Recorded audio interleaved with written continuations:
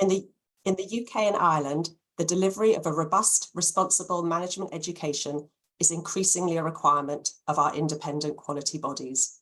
And furthermore, our students are demanding that business schools lead by example. Although myself and Jeremy are here primarily to host the first keynote session, of which more in a moment, I also want to take time to highlight the range of exciting presentations and panels we have ahead of us today from the Eastern Hemisphere. The 2024 Prime Global Forum strategic vision is to accelerate the global collective impact of responsible management education, while also serving as a space to learn and connect with passionate stakeholders. It brings together all walks of life, from business, academia, the United Nations, the public sector, and the Prime community, to accelerate the positive impact responsible management and business education is making on the leaders of tomorrow. Following this morning's keynote, we have a series of panels where academics, industry, practitioners, and policymakers advocate for responsible management education that can translate knowledge and insights about sustainability into real-world impacts, whilst acknowledging the very real challenges and the local and global contexts within which we operate. Sometimes we may feel that our individual actions can't make much difference in the face of global challenges and seemingly impenetrable systems, but what I've found through my own research and teaching is that if we want to change things, we must first understand them.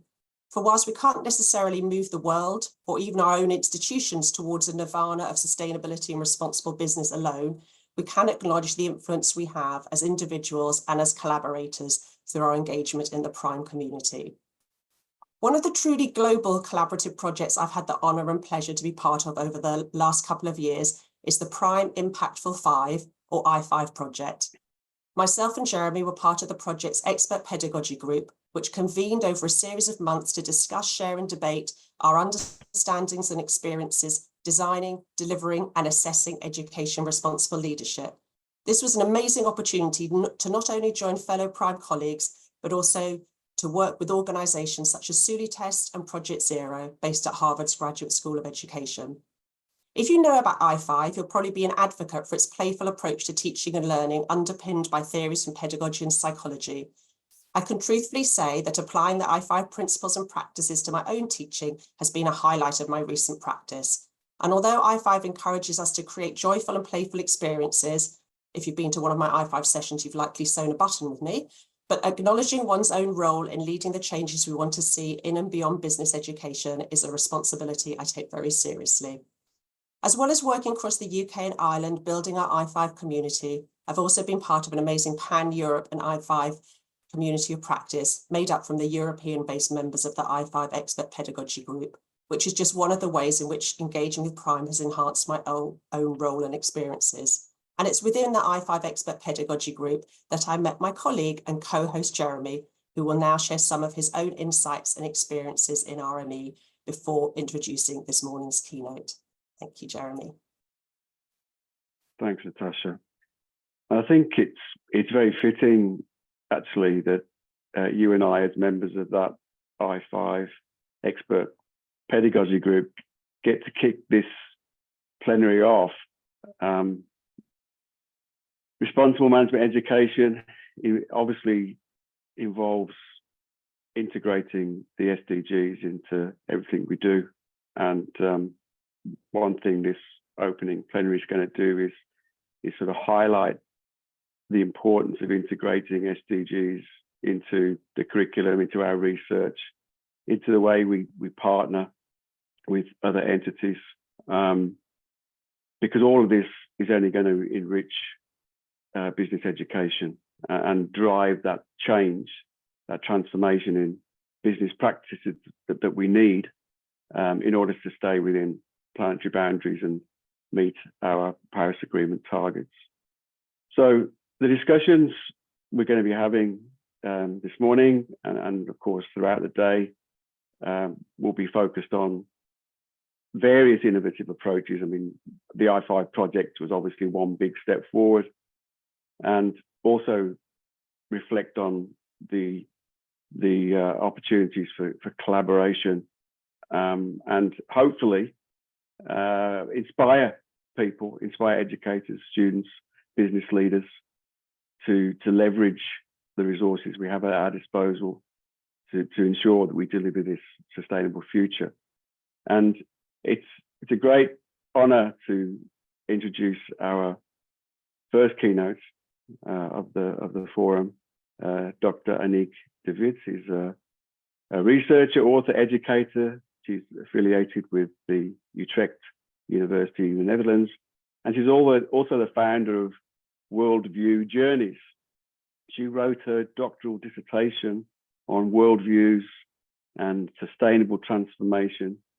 Her research has resulted in more than a dozen academic publications, as well as a model, a test, a new worldview model and test, which are being applied in different settings all around the world. This research is delivering education and certainly contributing to this transformation, this much needed transformation. She's a passionate speaker. She loves supporting transformational group processes, empowering people to grow and engage in more inclusive and creative ways of thinking. So it's a great opportunity, I think, to start off this conference with a bang. Her keynote today delves into the urgent need for a paradigm shift within business schools to embrace the SDGs as a foundational element of the business school curriculum and indeed its culture. Her presentation will highlight the pivotal role that academic institutions play in molding the next generation of business leaders, stressing the importance of integrating sustainability into the core of the curriculum. It's a compelling narrative. She will be outlining strategies for cultivating a sustainability mindset amongst students, faculty, and administrators, thereby transforming them into proactive agents of change in the global business landscape. She will touch upon various things: innovative teaching methods, interdisciplinary approaches, practical engagements with the business community, all of which aim at embedding the values and objectives of the SDGs into business business education. So in short, by fostering a deep-seated commitment to sustainability, Aniek's keynote will inspire us in whichever institution we're in, business school, management school, to lead by example and contribute significantly to the achievement of the SDGs. I'm going to hand over now to Aniek, and she'll be walking you through her slides. There's an opportunity for you to chat. Please ask questions in the chat, and if we have time, we can maybe address one or two of these questions. Over to you, Aniek. Thank you so much, Jeremy, and also Natasha, for this great introduction. And I hope I can live up to all what you just said, Jeremy. That's a lot in a short time, but I will do my best. I also have a little bit of a cold and a cough going, so I hope I can deliver this smoothly. As said, I will do my best. I'm going to share my screen, so I have some slides as visual support here. So I want to be talking about the power of business schools to move beyond business as usual and to support this big transformation of our world that is so needed and is so important at this time. Yeah.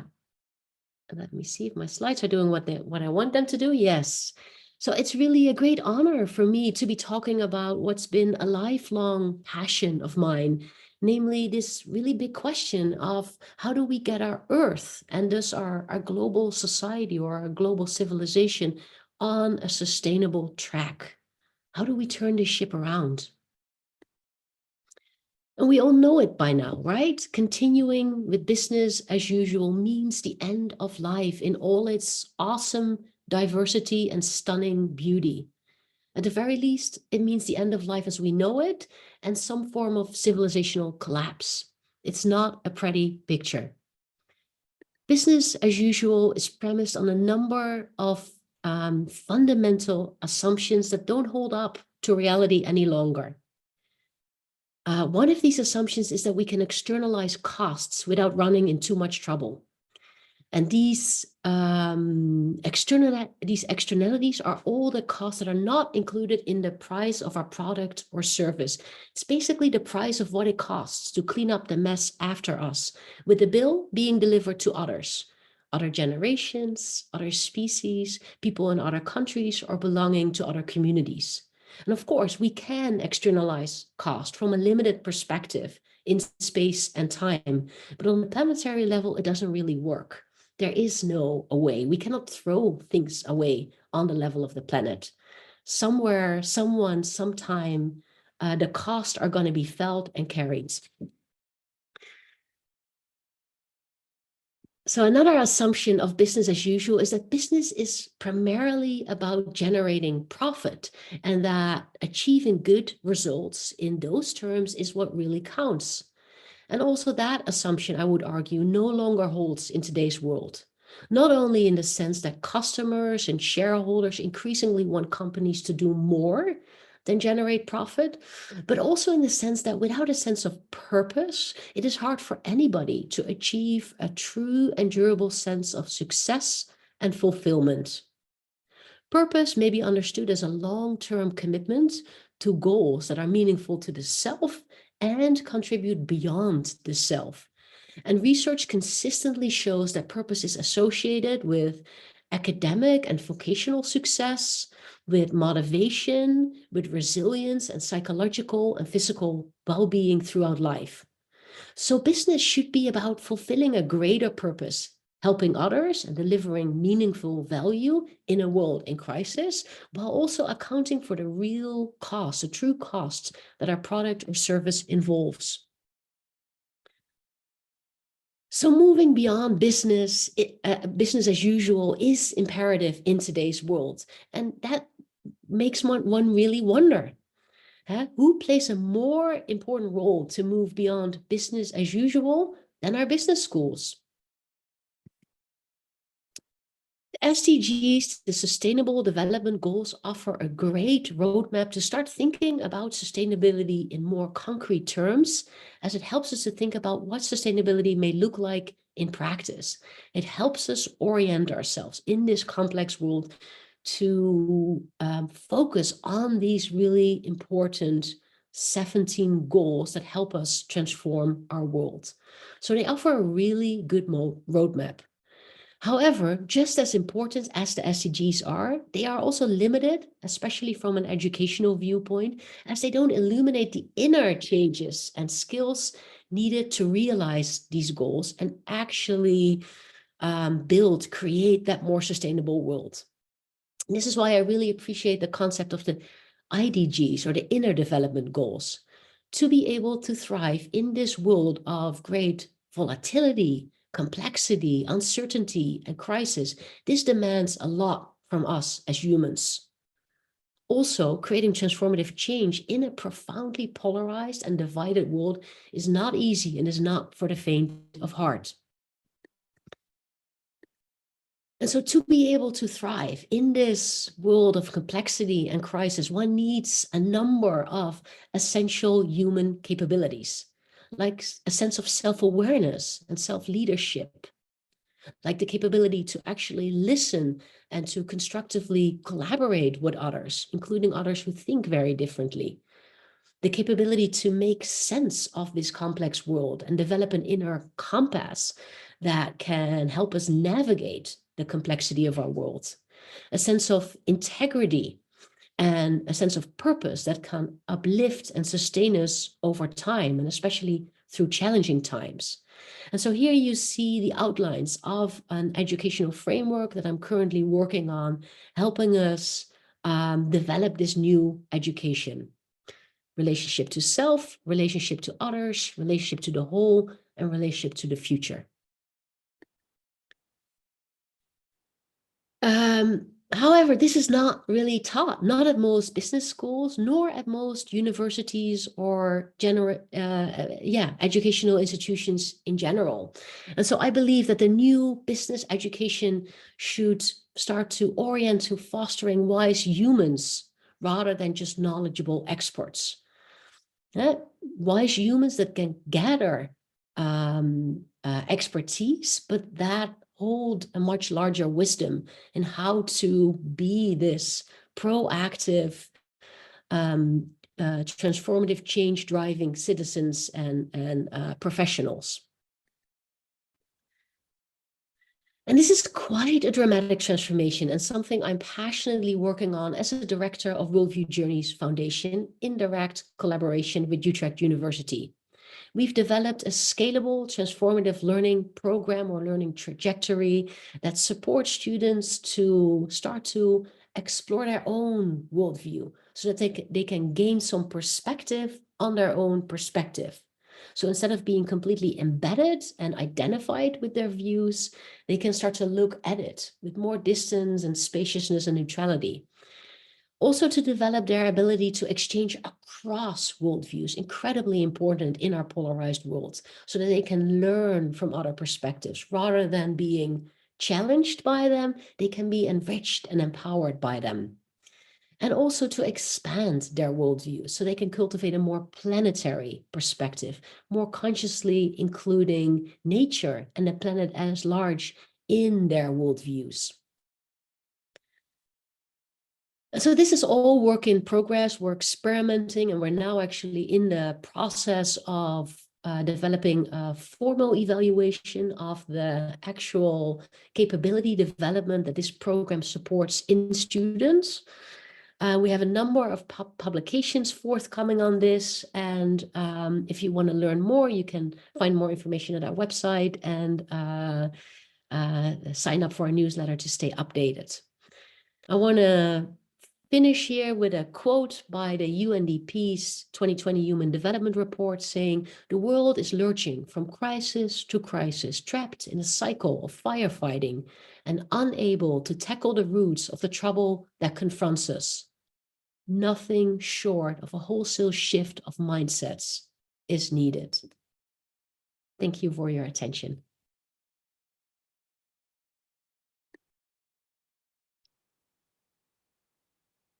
Nick, thank you very much for setting the scene for us. And it's very interesting work you're doing. And I think there's a phrase that I use myself quite frequently, is that the big challenge we have is that we don't have a terribly sustainable approach to sustainability.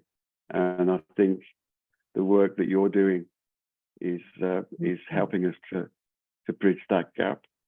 So thank you very much indeed. And maybe you could just add your website from your foundation into the chat so people can actually click on that link and go and explore the resources, maybe get in touch with you and your team to see how they can collaborate with you. I think that would be fantastic. I'm just looking in the chat here, and we don't have any questions that we think we could usefully address in the next 20 seconds. So strict timing here. Thank you very much for staying on schedule. And I think on behalf of Natasha and myself, we're very happy to have hosted you this morning, and have a good day ahead. Thank you. Thank you so much. Thank you so much. Thank you, Anouk. We look forward to those publications coming out. We'll be watching. Yes. Thank you. Thank you. Okay, that concludes this first session. Bye, everyone.